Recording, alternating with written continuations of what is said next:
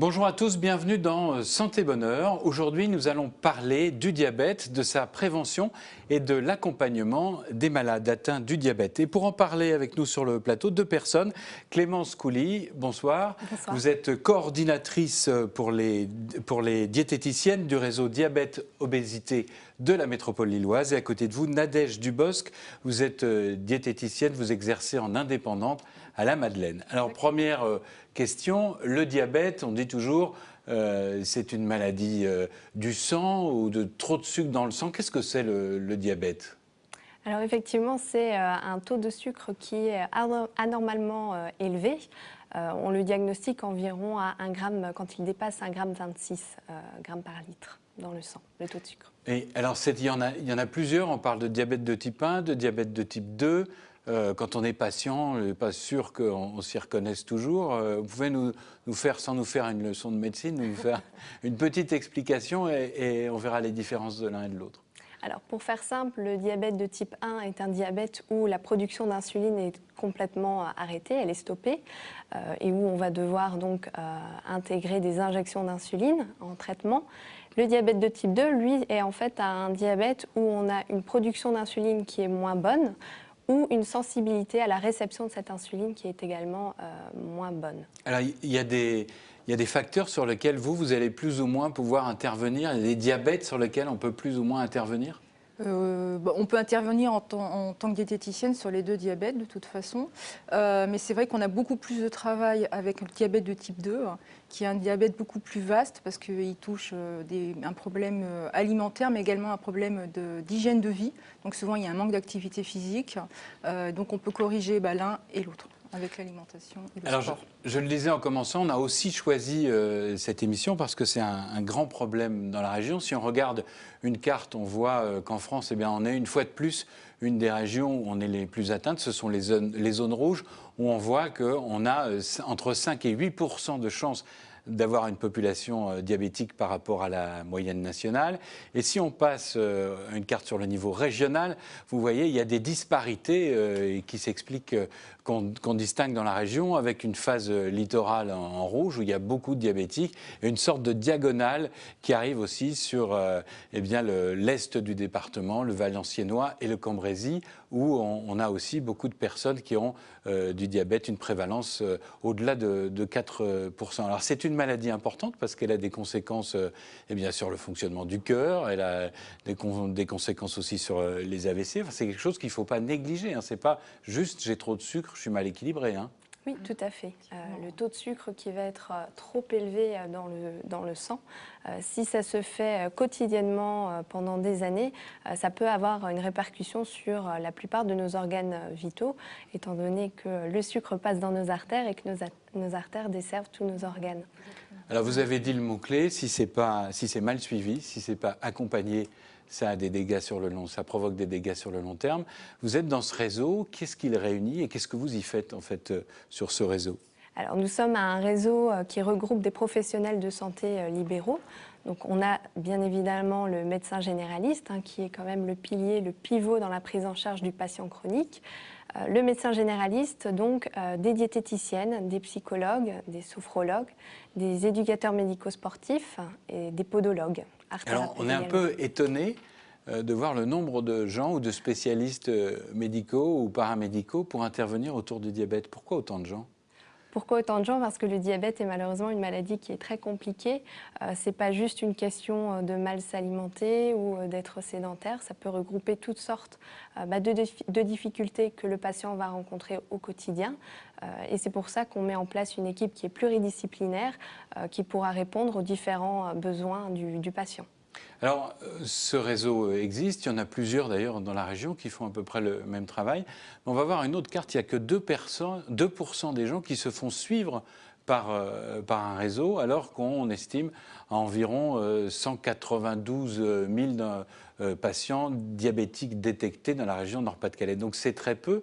Il y a encore un énorme travail pour convaincre, mais pour convaincre les gens de venir vous voir ou pour convaincre les médecins généraliste de vous envoyer les gens. Où est le travail, à votre avis ? Un peu des deux. Ouais, un peu des deux, Voilà.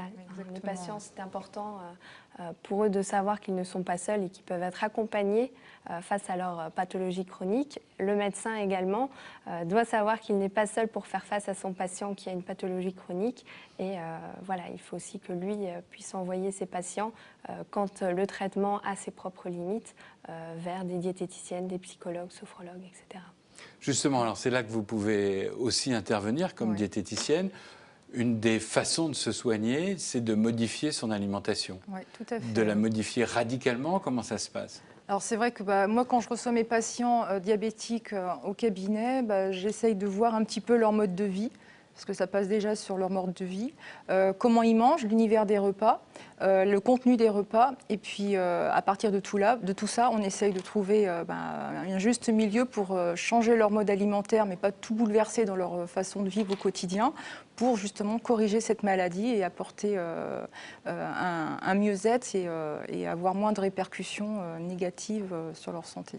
Alors, vous venez de dire changer leur comportement. C'est ce qu'il y a de plus difficile, en fait, de changer son comportement alimentaire, surtout si on a commencé tôt à mal se nourrir. Sur quoi est-ce qu'on appuie comme pour convaincre les gens? Parce que leur faire peur, ça ne va pas... Non, certains ça peut marcher, mais en général pas souvent. Donc il faut trouver des idées recettes, des façons de cuisiner différentes, leur donner envie de participer notamment à des ateliers culinaires, des ateliers, des regroupements aussi avec des personnes qui ont la même maladie, parce que parfois en échangeant sur un même problème, on peut trouver ensemble des solutions. Donc c'est tout un travail en général mis en commun avec plusieurs professionnels de la santé ou paramédicaux. Vous avez dit pour ne pas se trouver seul. C'est là où on se retrouve dans des ateliers où on apprend à détecter où sont les bonnes ou les mauvaises graisses, mais surtout on n'est pas seul. C'est important le fait de se battre avec d'autres. Pourquoi? Oui, tout à fait. Être seul face à une pathologie chronique, c'est pas évident tous les jours. C'est normal que le patient, au bout d'un moment, soit fatigué de se battre contre cette maladie. On est là aussi pour l'épauler psychologiquement. Face à ça, et l'accompagner du mieux qu'on peut et lui donner un maximum d'outils pour qu'il puisse gérer au mieux sa pathologie et en avoir le moins de répercussions possible. Mais les ateliers, ce sont des cours de cuisine. Si on rentre dans le concret, qu'est-ce qu'il y a? Alors, en tout cas, au niveau du réseau diabète-obésité, on est vraiment sur des ateliers où on va discuter avec le patient donc de sa pathologie et de sa façon de manger. Ça c'est pour les ateliers, en tout cas en diététique. On va expliquer aux patients que c'est une alimentation équilibrée. Il n'existe plus aujourd'hui des régimes pour diabétiques. On n'est plus du tout dans ces choses-là. On va lui présenter, lui expliquer qu'on prodigue, en tout cas chez le patient diabétique, une alimentation équilibrée. Et c'est exactement la même alimentation que toute personne devrait avoir, en tout cas pour... Même quand en fait, c'est pas malade. tellement différent de ce qu'il faut faire pour être en bonne santé tout au long de l'année, même si on n'a pas de problème de diabète. Le problème, c'est que les gens ne savent pas actuellement manger sainement. C'est quelque chose qu'on n'apprend pas à l'école, donc on ne sait pas naturellement manger sainement. On est vrai qu'on est entouré de publicités, d'offres dans les grandes surfaces, dans les magasins, qui nous poussent à consommer, mais on consomme mal. Donc c'est vrai que savoir bien manger, ça s'éduque, ça s'apprend, et on est là pour ça, les diététiciens. Mais alors ces messages qu'on voit passer... 4 fruits et légumes par jour, que chaque fois qu'il y a une publicité pour un bonbon, on voit en dessous, attention, faites de l'exercice ou un soda, etc.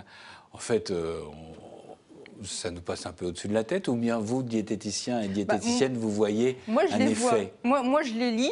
Quand je regarde une publicité, je les lis. Maintenant, je ne sais pas si les gens les lisent. Après, est-ce que ça a vraiment un impact sur la population? J'en sais rien. Mais j'ai quand même quelques patients qui me disent « Ah oui, c'est vrai, il faut manger 5 fruits et légumes, mais j'y arrive pas. Comment il faut faire ?» Il y en a beaucoup qui ont compris qu'il fallait manger 5 légumes et puis 5 fruits. Donc, ils se rendent compte que là, c'est impossible. Donc, on rétablit les choses erronées. Puis, on leur explique que voilà, ça peut passer par des jus de fruits, ça peut passer par différentes préparations pour les fruits. C'est pas forcément de manger un fruit, c'est pas forcément de manger un légume. Ça peut être des soupes, ça peut être des smoothies. Enfin, il y a différentes techniques. Vous négociez avec les personnes qui viennent vous voir? Il y a de la négociation parce que souvent on est obligé parce que quand on leur dit il faudrait supprimer ça et ça, ils se disent je vais vivre comment? J'ai plus de plaisir à manger, j'ai plus de plaisir, voire parfois même à vivre. Donc on leur dit écoutez, vous pouvez garder telle ou telle chose, mais peut-être que le week-end. La semaine, vous essayez d'être un petit peu plus attentif et puis le week-end, vous faites quelques petits plaisirs. On ne leur supprime pas tout parce que dans une alimentation équilibrée, de toute façon, il faut manger de tout. C'est juste une question de proportion et de fréquence. Alors, il y a quelque chose qui est aussi important, c'est qu'avant de venir vous voir, il faut savoir qu'on est diabétique. C'est une maladie silencieuse.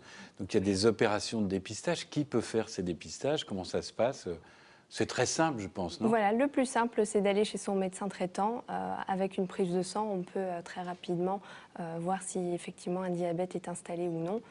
Quand il y a un doute, on refait la prise de sang.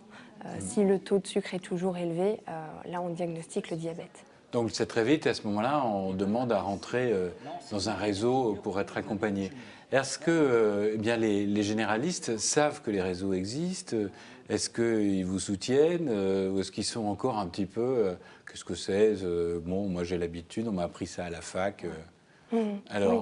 C'est vrai qu'il y a des habitudes ancrées chez certains médecins spécialistes, voire généralistes aussi. Et c'est pas toujours évident de leur expliquer, de leur temps on faisait comme ça, maintenant on fait différemment.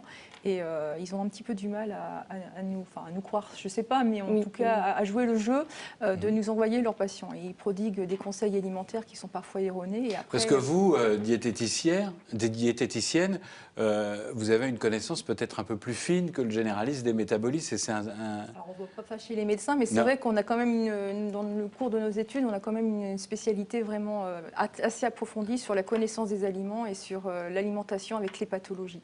Voilà.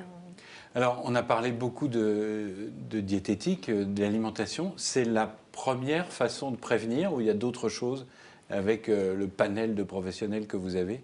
Alors, au niveau du diabète, principalement le diabète de type 2, on va avoir trois grands axes. Donc, évidemment, on a le traitement médicamenteux, mais on a également l'alimentation. C'est pourquoi on parle beaucoup, effectivement, au niveau de la diététique, mais il y a aussi l'activité physique.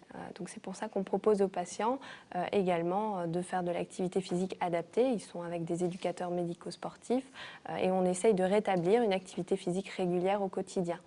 À côté de ça, on peut avoir des facteurs stress, par exemple. C'est pour ça qu'on propose également de la sophrologie, parce qu'on sait que le stress a un impact sur la glycémie, le taux de sucre dans le sang. Donc là, c'est pour ça que vous proposiez de la sophrologie. Voilà. Bon, j'ai retenu, je prends mes médicaments, je fais attention à mon alimentation, je fais essentiellement de l'activité physique et je ne me stresse pas. Et là, je contrôle. Merci beaucoup à toutes les deux d'avoir abordé avec nous ce thème et de la façon de prévenir le diabète.